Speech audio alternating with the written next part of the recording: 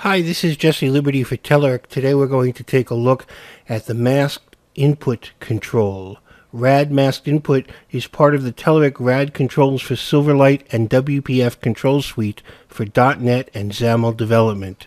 We're going to look specifically at using tokens to determine the input type with the masked text input, with the masked numeric input, and with the masked date time input. To get started, let's create a new application. Call that rad masked input .tokens. Silverlight 5 is what we want. When the Telerik wizard comes up, we're going to tell it that we need a reference to input that will load input and all of its dependent references. As soon as Visual Studio is ready, we'll make some space in the grid. Let's add a Telerik rad masked text input control.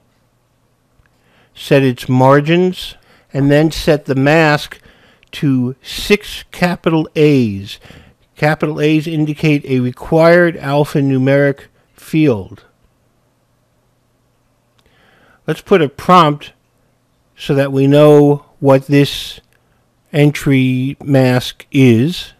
So we'll use a text block, and we'll, in the text block, set the text to mask and 6 A's. We can copy and paste that and make another entry that is 6 lowercase a's. That's 6 alphanumerics not required. Then we can do the same thing with 6 capital L's. Those are letters that are required, so no numbers on this input. And in fact, we'll just use 4 of them.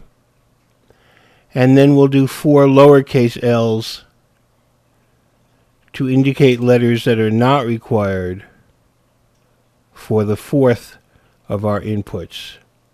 Let's put all of this into a stack panel and center the stack panel. Tidy that up just a bit so everything is indented properly. Reload the designer, and we are ready to run this application. The first field, as you remember, requires 6 letters. So it's marking it as required input until it receives all the alphanumerics, the 6 alphanumerics that are required.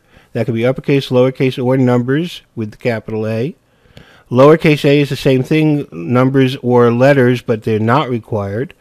Uppercase L are required letters. Could be uppercase or lowercase as long as they're letters and you've put in all 4. And lowercase l is letters but not a required number. With that under our belt, we'll see that this same pattern is repeated in principle with the other input controls as well. Let's come back to our source code, take out the stack panel that we have, and let's drop in a new stack panel that I've already saved so that you don't have to watch the typing, and this will be a series of rad masked currency inputs. Here we have a currency pattern, a decimal pattern, a percentage pattern, and 2 forms of the digital pattern. Let's run that.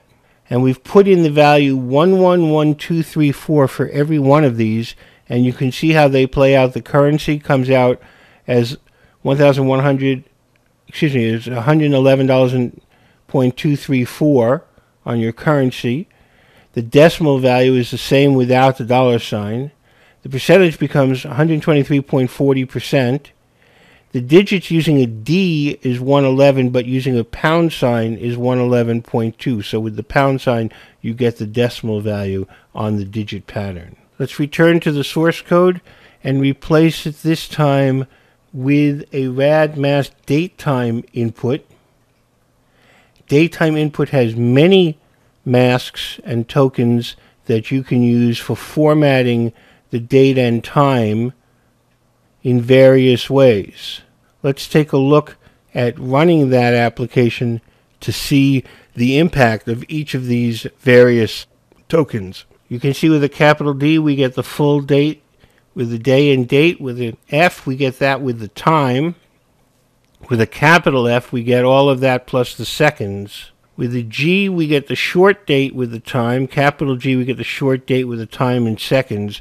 And then we have some simple masks, lowercase m for the month or uppercase M for the month, lowercase r or uppercase R for the day, date, and time, lowercase s for the formatting of 2012-04, 10 with a T for time, 09-57-54, and lowercase t for just the time. I hope you were able to see that it's very easy to control the input in the masked input controls using tokens that describe how you want the data to be shaped.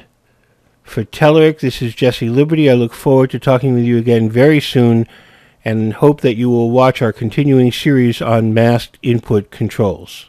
Thank you.